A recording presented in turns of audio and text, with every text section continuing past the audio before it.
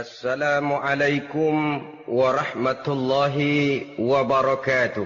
Waalaikumsalam warahmatullahi wabarakatuh. Rezeki artinya pemberian, karunia, given. Bahkan Imam Ali Al-Jurjani menyatakan yang disebut rezeki adalah pemberian, karunia, baik dia konkret maupun abstrak. Nah, kalau demikian soalnya, belum pernah sesaat pun dalam hidup kita ini rezeki pernah berhenti. Belum pernah. Sejak kita bangun tidur sampai kita tidur lagi, kata Mbak Surip, sejak kita bangun tidur sampai kita tidur lagi, bahkan tidur itu sendiri rezeki dari Allah Subhanahu wa ta'ala. Nah, terhadap rezeki yang begitu banyak, yang kalau kita mau menghitung kita tidak akan pernah sanggup menghitungnya, Allah cuma minta satu, syukuri itu. Kalau kamu syukuri, aku tambah. Kalau kamu ingkar, tidak pandai bersyukur, awas, azabku itu pedih.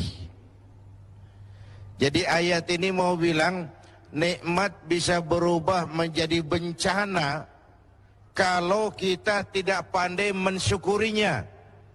Termasuk urusan rezeki ini.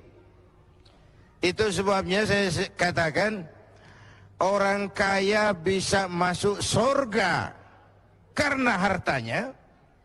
Orang kaya bisa terjungkal ke neraka juga karena hartanya. Syukur apa tidak syukur. Pejabat bisa masuk surga karena jabatannya. Pejabat pun bisa terjungkal ke neraka juga karena jabatannya. Syukur apa tidak syukur. Orang alim itu bisa sampai ke surga karena ilmunya. Orang alim itu bisa masuk neraka lebih dulu dari penyembah berhala juga karena ilmunya. Syukur apa tidak syukur. Bapak Ibu hadirin, lalu bagaimana mensyukuri suatu rezeki itu? Mensyukuri nikmat itu caranya dua. Pertama, syukur qauli, syukur dalam bentuk ucapan. Terima kasih ya Allah, terima kasih Tuhan. Kalau yang model begini sih semua kita bisa. Ya Bu ya? Bu, apaan? Model begitu sih kita semua bisa. Yang berat itu syukur fi'li, syukur dalam bentuk perbuatan. Apa syukur dalam bentuk perbuatan itu? Mempergunakan suatu nikmat sesuai dengan kehendak yang memberinya. Itulah syukur yang sesungguhnya. Jadi kalau mulutnya tidak pernah berhenti, ya Allah terima kasih dikasih harta yang banyak, tapi pelitnya 17 setan, itu belum syukur. Itu belum syukur yang sebenarnya. Belum syukur yang sebenarnya. Mempergunakan suatu nikmat sesuai dengan kehendak yang memberi nikmat itu. Janganlah diberikan nikmat tapi digunakan untuk menentang yang memberinya. Janganlah diberikan nikmat tapi untuk bermaksiat kepada yang memberinya. Itu sungguh sesuatu yang perbuatan yang kita tidak tahu diri kan. Nikmat akan bertambah kalau kita syukuri, tapi akan berubah menjadi bencana kalau kita tidak pandai mensyukurinya. Bapak Ibu hadirin, karena itu bukan cuma uang rezeki itu. Bahkan sebagian ulama mengatakan rezeki itu garis besarnya dua macam, anfus dan amwal. Anfus terjemahan dari diri, kekayaan yang ada dalam kepribadian kita, kemampuan, keahlian, skill, wibawa, otoritas, itu masuk dalam anfus. Yang amwal ialah bentuk-bentuk materi yang kita kuasai, tanah, rumah, uang. Amwal dan anfus itu harta. Tetapi dua-duanya bukan tujuan. Dua-duanya hanya sekadar alat untuk mencapai tujuan. Yang alat harus dijadikan alat. Kalau alat dijadikan tujuan, maka kita akan kehilangan tujuan yang sebenarnya. Ayo, saya mau tanya, ibu selama ini memperalat duit, apa duit yang memperalat ibu?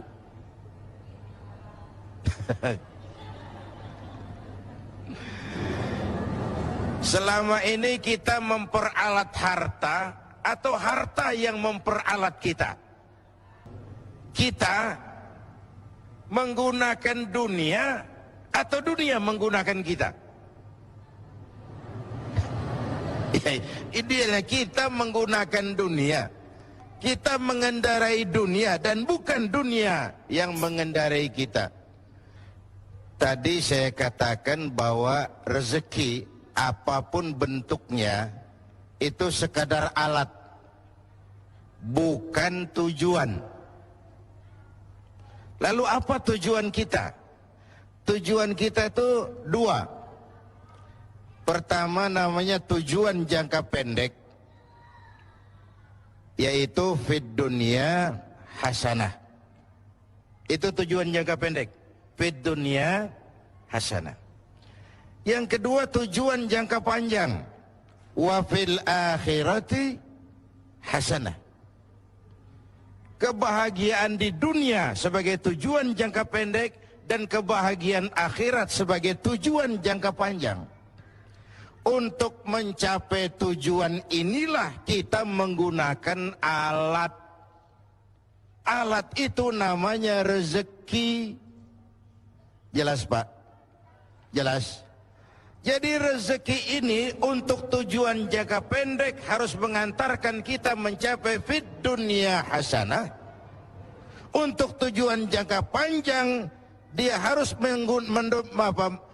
mengantar kita wa fil akhirati hasanah. Kebahagiaan di dunia dan kebahagiaan di akhirat. Alatnya rezeki ini, pangkat dan jabatan, kemampuan dan kewenangan, harta dan semua kekuatan materi yang kita miliki untuk tujuan jangka pendek harus membangun fid dunya hasanah.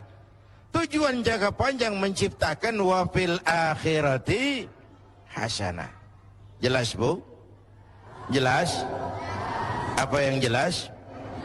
Ya yang barusan itu. Yang barusan itu. Kita tidak sekedar punya tujuan jangka pendek dari hidup ini, kita punya tujuan jangka panjang. Karena ada tujuan jangka panjang, cara mencapai tujuan jangka pendeknya diwarnai oleh keyakinan tujuan jangka panjang. Maksudnya begini, iya saya kepengen punya rumah bagus, tapi kalau korupsi akhiratnya gimana? Ini loh, tidak terjebak menghalalkan cara.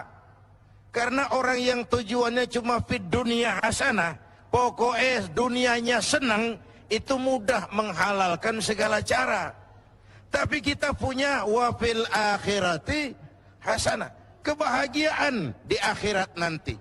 Ini yang mewarnai cara kita mencapai tujuan jangka pendek. Iya, saya kepengen naik jabatan, tapi kalau jilat atas, injak bawah, sikut kiri kanan, teman jadi lawan, lawan jadi teman, nanti akhirat saya piye? Iya, saya kepengen jadi banyak uang, tapi kalau makan renten, nipu orang, buka peternakan tuyul, nanti akhiratnya piye? Ada rem. Ada apa? Ada apa? Rem. Ibu mau nggak saya ajak ke Bandung? Mau? Mau pasti. Naik mobil? Mau? Gratis nggak bayar? Mau? Nggak pakai rem? Mau? Bablas, bunuh diri namanya. Jadi manusia tanpa keyakinan akhirat, mobil nggak ada remnya itu. Tujuan menghalalkan cara, dia mudah jatuh ke hal-hal seperti itu. Jadi rezeki yang diberikan Allah kepada kita untuk tujuan jangka pendek harus digunakan sebagai alat mencapai fid dunia hasanah. Untuk tujuan jangka panjang harus digunakan untuk mencapai wafil akhirati hasanah. Ya.